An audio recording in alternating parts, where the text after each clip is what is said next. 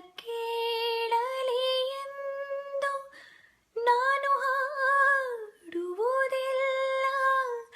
ಹಾಡುವುದು ಅನಿವಾರ್ಯ ಕರ್ಮ ನನಗೆ. ಕೇಳುವವರಿಹರೆಂದು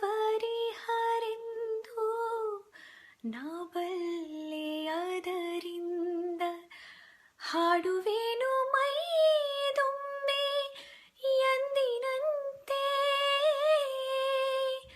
ಯಾರು ಕಿವಿ ಮುಚ್ಚಿದರು, ಯಾರು ಕಿವಿ ಮುಚ್ಚಿದರು, ನನಗೆಲ್ಲ ಚಿಂತೆ.